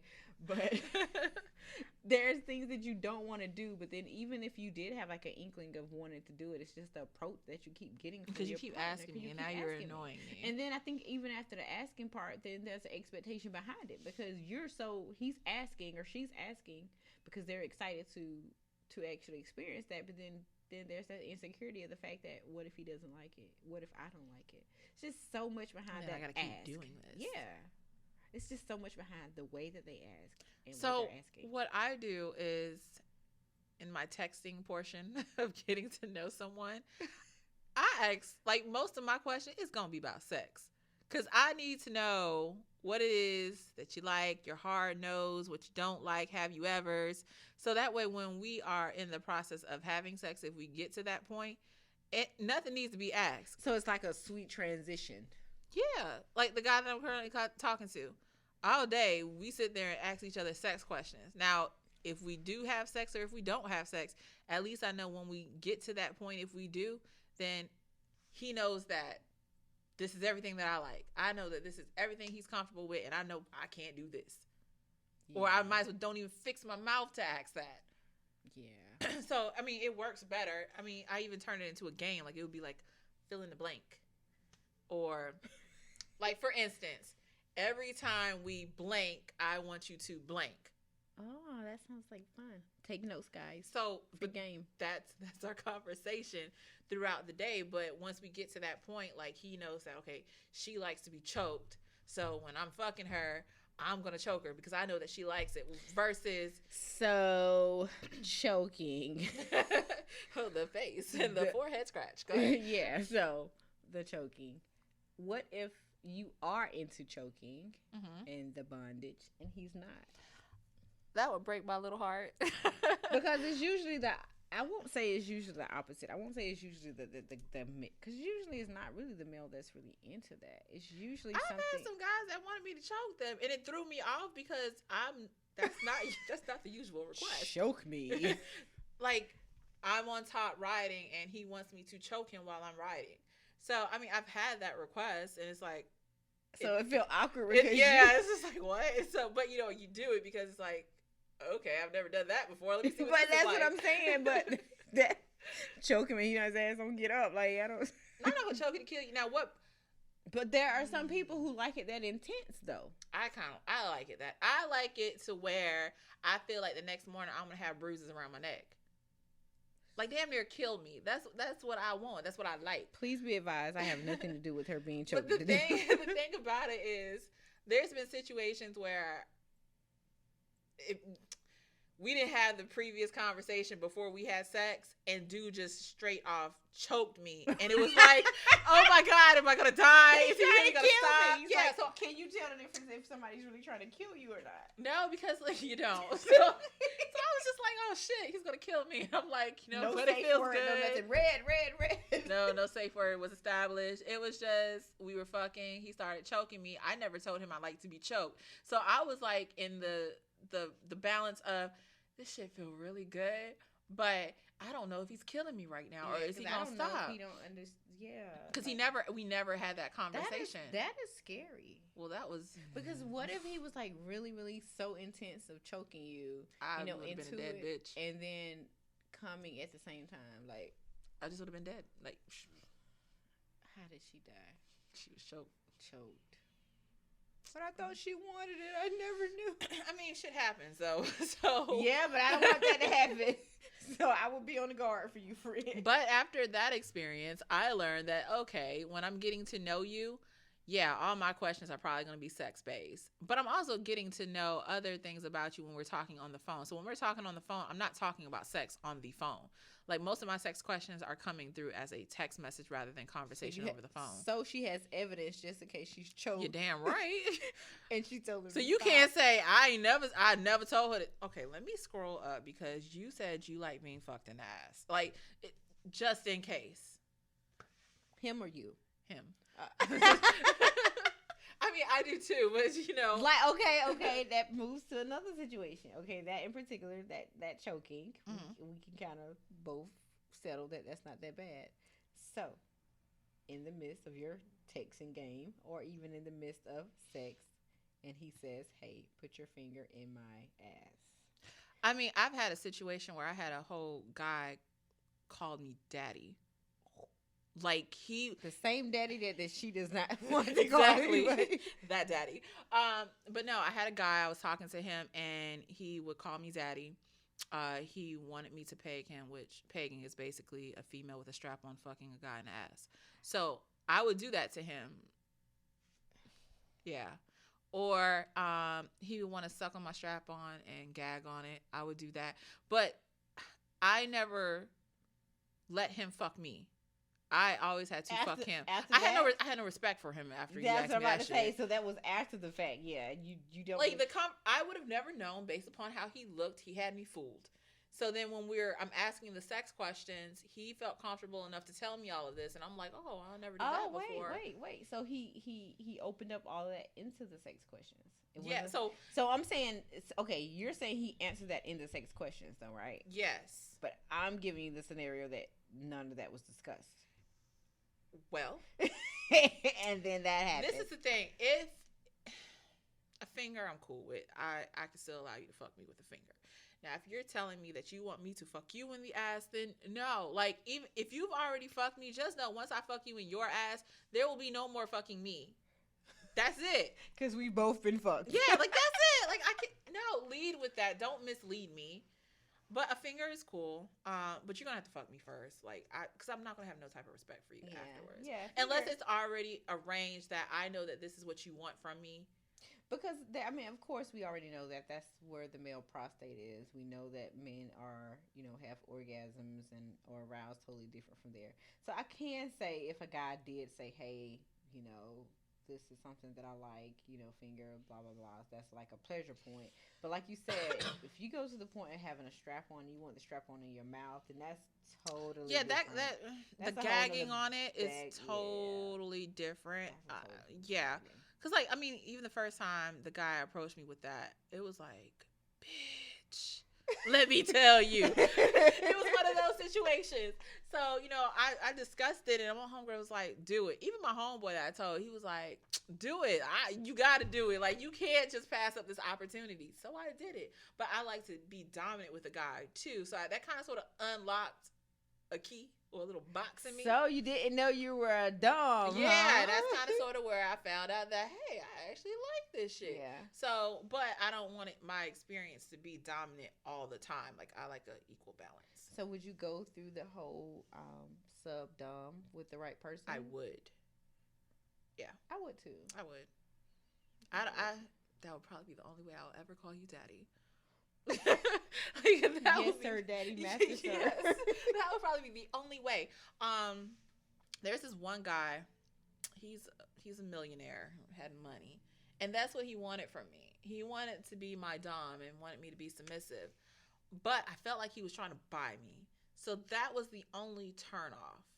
Now I know it sounds weird because I could have got whatever I wanted. I get it though. But like, I just feel I'm not something that you could just purchase. Like, that's not what we're gonna do. So you can just get the money, put it in your saving account, and think about that later. No, I couldn't.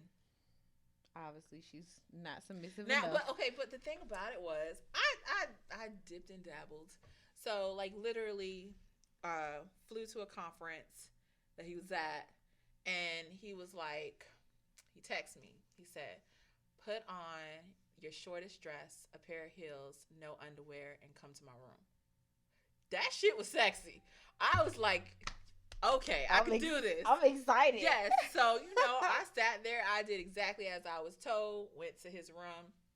We had drinks. We kissed. We didn't even sleep with each other or anything like that. We talked, had drinks, and kissed. That's it. And then I left. But I'm literally walking like through, I think it was like the Marriott, during this convention for my job, in like the short ass dress, damn near pussy falling out, heels, and I just felt like a complete hooker walking through a hotel lobby.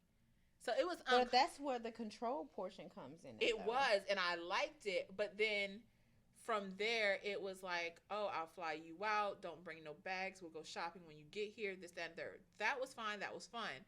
But then when it was like, I want you to see me. Well, I can't. I'm busy. I have to work. Oh, I'll just pay you whatever you make. Take off work and come. No, because you ain't about to sit there and give me my salary, what I make at my job.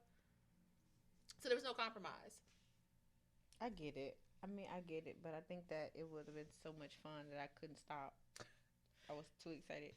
You want me to be where? What time? I mean, the initial, yes, it was fun. I liked it. It was spontaneous. It was exciting. But I think you had to stay consistent with it. Like, once you got out of that atmosphere, I think that's where you start overthinking it and you really got back to your personal self versus being dumb. And most of the time with the sub, it is more mental than anything. Yeah. So you had too much time in between to think. Because I went back to my regular work life after the convention. Yeah. And then, like, he's the type of guy that pops up whenever he feels he wants to pop up into your life. But that's what they can do. But that's what he could do. And I understood that. But it's just like, no, you will not. Do you think there's a lot of couples or people out there that are really into sub and dom and we're just not aware of it? I do. And I don't even think they are aware that that's what they are. Yeah. I think they just do it and they don't know what the term is called. Or they don't realize that they're actually doing it. Yeah, but then I would think that some of it can be misconstrued with just a really controlling mate too. But that's what most people are gonna think automatically, that he's just controlling. But if you look at it from a sexual aspect, it's not. If he's only controlling during sex, or but that's what I'm saying. So, but if it's only controlling during sex, then it's totally acceptable. But then if he's getting but if it's consistently throughout your everyday life all day long, then you have your master slave type situation. But if you're hitting me versus flogging me, those are two different things. That's two totally different things. Two different things. But then the possibility of me introducing you to flogging, then you would realize like, hey, this is something that I really like, and something that I really was. This is what I was really trying to do to you, but you didn't get it. I can see where a lot of people can misunderstand that portion as well. Because I've even, kind of read different articles and things where, the sub was an African American woman and the dom was a Caucasian man. So they wanted to make it such a slave connotation versus can see that, yes. It actually just being two mutual people. Honestly, that were just sub and dom. I couldn't do it. I couldn't do a dom sub relationship with a white guy. Because that's automatically what my mind is going to go to. Even though I know you're not doing it in that pretense, my mind is going to subconsciously be like, that you a slave. Like, no. But you signed up for it. I did. It's the difference, though. You signed up for that position. Yeah, but in my head, because it's going to be like, we get into a little that argument. Pink on pink still. Yeah, we'll get into an argument, and I'm going to think of some other shit that you did when we were under this whole dom-slave situation during sex. It's probably going to piss me off. So I just rather not even put myself in that type of situation. So do you have to, well, obviously not. You don't have to be in a relationship with that person for it to be a dom sub. I mean, I've had a... I think I would probably prefer it not be someone I'm in a relationship with. I would prefer it to. I've had guys, ask me to do that, but I'm selfish with my time. So that's where the issue would come. I would be more selfish with my time, but I think it would be exciting because then the expectation of because I think if it's really with my mate, I'm going to be likely not to do everything he tells me to do. Yeah, I'm the same one because I'm just stubborn like that. You want me to do what? That has nothing to do with what we're talking about. That has nothing to do with this dumb sub stuff. This is just stuff you want me to do. Yeah. Because now you have that control versus somebody who has nothing else, linked to you. But, like, the guys that have asked me to do it, like, there was a whole entire contract written out. That's what it was. But like I said, I'm selfish with my time. So if you want to see me and I don't want to see you because I want to go see him, then this isn't going to work. So what about dom sub female versus? No. I've seen a lot of that lately. No, I cannot. No.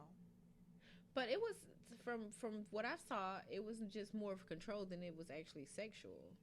Most of it is just all controlled and sexual. I mean, like, some of the contracts that I've been given, most of it wasn't even sex. It was, go with me to this gala, go with me to this event. This is paid for. This is paid for.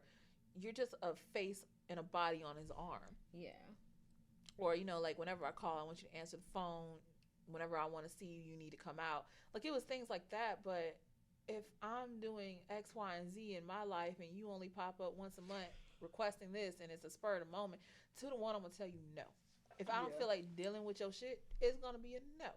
And it's going to be a no for my relationship, too. So it doesn't matter whether there's a contract, money, or anything involved. If I don't want to do it, I'm not going to do it. Yeah. I'm sorry. I would have to take the money. You want me to walk where? You want me to do what? Go ahead and make that deposit into my account. Not the deposit. I prefer cash. I'll take the deposit. I want my cash. Because I don't have anywhere to carry my cash if I'm having on no panties, no purse, no nothing. I don't have anywhere to carry on my cash. That's true. I mean, but still. So make the deposit. Make the deposit.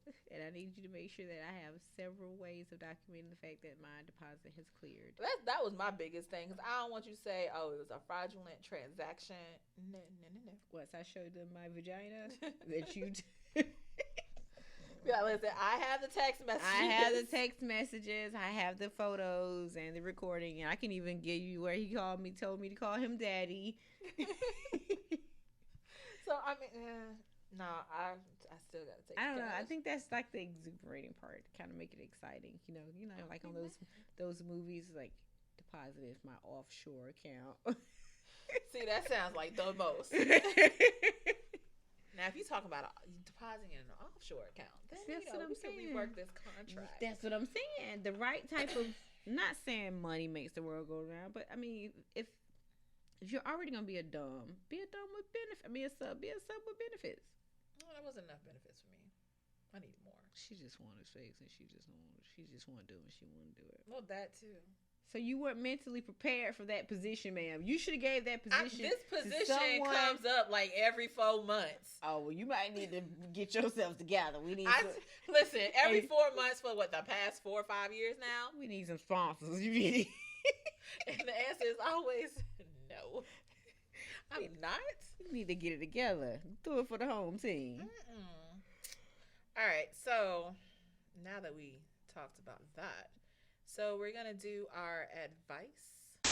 Sucky, fucky, one time. Are you looking for a little slap and tickle? Oh, yeah, something like that. Either we're going to give you some good advice where you're going to be fucking, or you're going to get some bad advice, which is going to suck. So you might lose your partner, but don't blame us.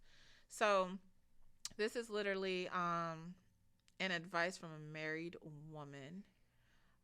She is with her husband, and every time she brings up all of her sexual issues with her husband in regards to she's not being pleased, or she wants to introduce toys or introduce something new, you know, he always shuts it down or looks at her funny and be like, well, where are you getting this from? And, are you watching porn? Like, she gets questioned. So how do you bring it up to your partner that you want to try something new if you've been in this relationship, and I guess you've probably been having sex the same way for some years now all of a sudden you want to spice it up? You just put your finger in his butt. Little finger in the booty ass bitch. Little finger in the... You're gonna lose your man. I wouldn't do that. Okay, so that's the sucky advice. That's the intimacy strategist sucky advice. That is not Drea Bangs. I wouldn't recommend you do that. I mean, I just read the other day somebody just put their finger in his butt. I don't know. I mean, I personally would send him a porn link of something that I want to try and let him watch that porn that I've been watching. And maybe he might want to try it. Or at least he'll see what I'm into or been looking at. I agree. Oh, you're going to agree with me. I agree. But I think I would overthink it, of course. Of course. So she's going to send the porn link, the names of the porn stars. And the any other. Yes. No, I don't know, because I think I overthink porn. I'm not really good, with some of that trashy porn or that porn where you have the women who have not shaved and the rug burns, and the guys that just bring their penis out of denim jeans type porn. Like, I just can't get jiggy with that for nothing. But I would say when it comes down to introducing whether it's a bedroom accessory or something new, that would probably be two ways. Either we're going to have an in-depth conversation, but that in-depth conversation has to be in a different environment. Not in the bedroom. It cannot be in the bedroom. It cannot be at our home. It would have to be in a carefree zone where we're actually enjoying each other already, or where we're actually able to both express ourselves and be kind of in a spontaneous, where there's no filters, no judgment zone. Okay. Because then the likelihood of him or she overthinking it is very unlikely.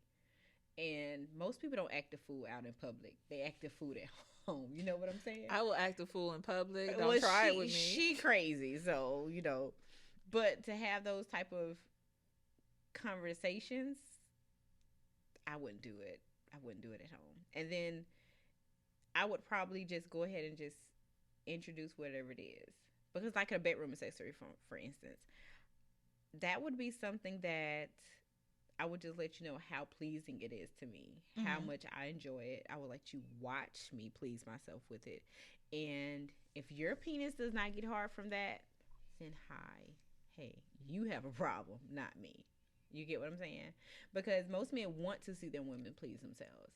So you're going to incorporate that bedroom accessory with you and him, not just you saying, hey, this is the toy I want, blah, blah, blah. Sometimes they actually have to see it. They have to see how, the benefits of it, or really how it does satisfy you.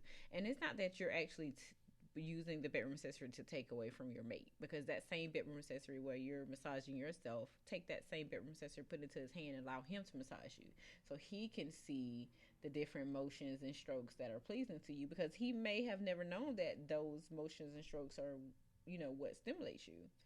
So if his sex is bad, then you still have that bedroom accessory to kind of give a demo. Like you said, you have the porn to give them an insight of what they want. And I think the tone in how you're saying it too, because anybody can talk sexy, and sexiness actually changes everything that you fucking say up, Give us an example. No. And actually having that conversation naked too makes a difference. If I'm fully clothed and you're telling me that my sex is bad, I'm going to turn around. You know what I'm saying? Like, I'm going to leave the room, make an argument, whatever. But if we're already in the midst of having sex and I'm already naked, then I want you to show me how bad my sex is. So we can actually make it a competition and a challenge. Like, you got to show me what was so bad. So that actually changes the whole energy, because now you're going to give me your best shot. Okay. You know what I'm saying? Because you're not gonna like allow me to say, hey, that dick was sorry tonight. Oh, let me show you what some sorry dick look like. You know what I'm saying? Okay, so but does age play a factor in it? Because this couple is like 40s, late. She's early 40s, and I think he's like late 40s, early 50s. Yes, I would say age plays a factor in that, because both of them are, well, obviously from this standpoint, that man may be set in his ways. So he may have different insecurities from the past, or these may be sexual behaviors that she's allowed for so long that he doesn't see anything that's wrong with it, you know? Oh, because it's happened for forever. Yeah, it's been happening forever. So then why now all of a sudden it's a problem? That's the that issue. Okay, I could see where that would be the issue. Yes, if this was something that she's been talking about, totally different. But then all of a sudden I've been doing the same 2 tricks with you, and all of a sudden now you want more. Why? What you've been watching? I would probably be the same way, you know. But then too, like I said, there's power in the pussy. So I think she has to just change her approach in introducing those items to him, because if he's used to the same old way, I'm pretty sure if she goes in there twerking a little different, he's not going to turn the shit down. That is true. Like, so I mean, I really just think that sometimes we have to change us first in order to change them.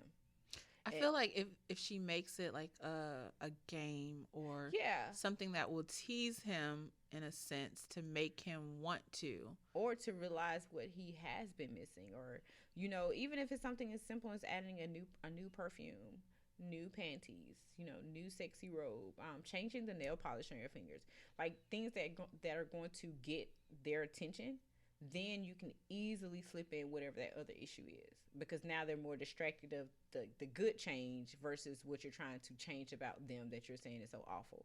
It takes off that negative approach of what the issue is, because it could be the fact that he gives bad oral, right? What's sexier than a woman with nice manicured hands, nice red polish, and her hand is actually grabbing his head back and forth, you know, to her clit? You know, like, it changes the whole tone, because now it's almost like she's another person. She's not that same person he just had sex with last week, who had no nails at all, you know, nubby, fresh off her job. You know what I'm saying? That alter ego that she just brought into the bedroom. You just changed the whole game up, even though it was still an issue. Okay. So I think we have to kind of look at our approach first before we have to change our approach before we try to make it a big issue. So if you've done all those little, you know, kind of small different steps, then you see that it may be more psychological or something else that's in depth, because whatever it could be something that he's did with some other mate prior to your relationship that didn't go well, you know. Or it could be the same thing with you. You could have some type of trauma in your past that where you may not want him to put his penis in your mouth, down your throat. You may have actually choked someone, you know. So it's sometimes I've noticed that there is a lot of trauma behind the insecurities of why it is. It's not necessarily that you find fault in that person. It may have been something prior to that, or a smell can trigger certain issues, you know, certain things. A room. That's why I say it's best to come out of that same setting. Best to come out of the same setting, because if I'm arguing with you in our bedroom, especially if your bedroom is not a sanctuary, if your bedroom is that bedroom that has shit all over the desk, all over the dresser, the clothes over here, this over there, ain't nothing romantic in there, there's not even a picture of me and you in the bedroom, then the likelihood of me hearing shit that you're saying is very fucking unlikely, you know, because we're not even in a safe haven. We're not even we're in chaos. Yeah, right, we're now already in chaos. So to come out of that chaos gives you the ability to think clearly, and then you don't look at your mate as that same old person. You know, you actually can enjoy that person in a different setting. So, hey, that's from me, the intimacy strategist. So don't put your finger in his butt. That's the sucky. That's the sucky. All right. So, tip of the week. Stay on the face. Don't get off. Stay on the face. Don't get off. That's your tip of the week. Ride the face as much as you can. Hey, that's the biggest tip I can have. Or sit on the tip. I mean, hey, which I need more than the tip. Not if I've been on the face. I don't need for so much. Says the one that got off. Says the one that got off. But hey, that's for another episode. My tip of the week would probably be, do not argue with anybody on the phone. The minute they start yelling, or y'all have different point of views, or they start disrespecting you, hang up. Just hang up. They can argue with themselves. So that's going to be my tip of the week, is don't argue on the phone. I agree with her, but I don't, because I don't argue. I don't fight fair, so. I need to take my own advice yesterday. But yeah, that's my tip of the week is, don't argue on the phone. See, if she was naked with her mouth open, they wouldn't even have an argument. Nope, because that person right there, just do not argue on the phone. Barely going to answer the phone anymore. See, she got a whole nother set of problems, y'all. Yeah, that was... whole nother set. All right, so social medias. You can just find me where you can find her. What? All right, so you can follow me on Instagram, and it's Drea_Bangs. That's DREYAH_BANGZ. Well, maybe you don't find me on my social media, but because I'm behind the scenes doing a lot of classes and webinars, so that's why you don't see me on social media. So if you want to find me, just know I'm doing better.